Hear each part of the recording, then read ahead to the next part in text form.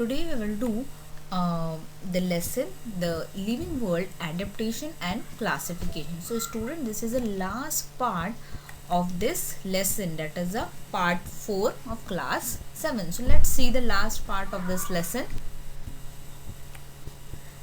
So in this video we will see the classification of living organism, and in the previous 3 part of this lesson we have seen the adaptation in different plants and animals. So let's learn about the classification of living organism.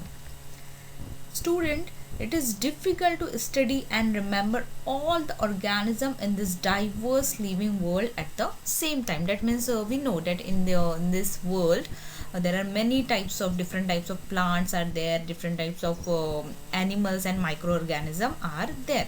So classification helps in this respect. That means the classification, due to the classification we can classify the different organisms like plants, animal and different microorganisms also. So different scientists have used different criteria and independently classified plants and animals. So a hierarchy is formed in the classification that starts with the kingdom Animalia or kingdom Plantae. Further groups and subgroups are formed depending upon basic similarities and differences. This is called the hierarchy of classification. That means to classify the plants and animals and other microorganisms, the criteria, or we can say the hierarchy, is used to the classification of different types of animals, plants and microorganisms on the basis of groups and subgroups. So this classification is done on the basic of the some similarities in some organism and differences of organism. So this is called the hierarchy of classification. Now next we have the hierarchy of mango. So here in the hierarchy of mango different types of groups and subgroups are there. So let's understand this. So first is the mango is the kingdom of mango is Plantae. It is plant, that's why Plantae. Okay. Now under the phylum, sorry, it is a phylum, not Plantae. So under the phylum we have Anthophylla, and next class is Dicotyledone. Now here the Dicotyledone means it has a pair of leaves in the embryo of the seed. That means the seed can be divided into 2 parts, right? Now next is order. So order is Sapindales. Family, it belongs to that means mango belongs to the family Anacardiaceae, and genus is Mangifera, and species is Indica. So the scientific name of the mango is Mangifera indica. Next we have the hierarchy of human. Yes, human. So the kingdom of human is Animalia. Plantae, again it is mistake, it is a phylum, not Plantae. So the phylum is Chordata, class Mammalia, order Primates, and family of human being is Hominidae. Genus is Homo and species is Sapiens. So just like mango, the scientific name of human will be Homo sapiens. So the scientific name consists of 2 parts, genus and species. So together it is Homo sapiens.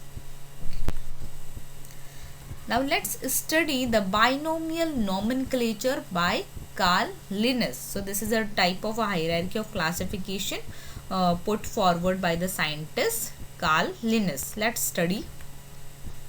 So the binomial nomenclature is used to identify each organisms, and accordingly a scientific name has been assigned to each organism, and it consists of 2 parts. The first part is genus and second part is species. So just now I have told you in the previous slide the scientific name of human being is Homo sapiens, and the scientific name of mango was Mangifera indica. So genus and species, these 2 consist of scientific name. and all identified organisms have been assigned a binomial name as per the guideline of the International Code of Nomenclature. That means scientific name consists of two parts, genus and species, and binomial means two parts, right?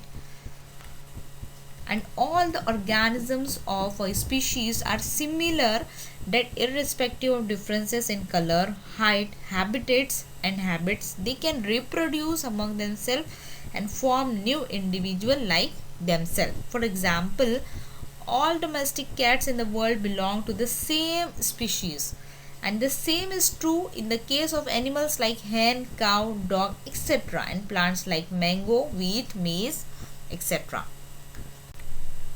So student, here are the some examples of organism from kingdom Plantae and Animalia.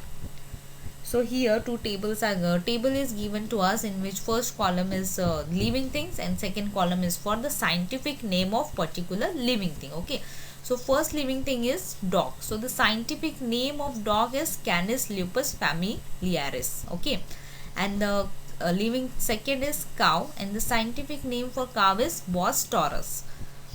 Second is a flower, that is a hibiscus, that red color flower.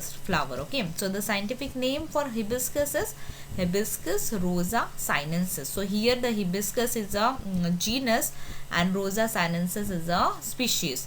And next is a jowar. So scientific name for jowar is Sorghum bicolor. Okay, so genus, again the genus is sorghum and species is a bicolor. And same for the dog and cow, genus and species. So these are the scientific name of different organisms and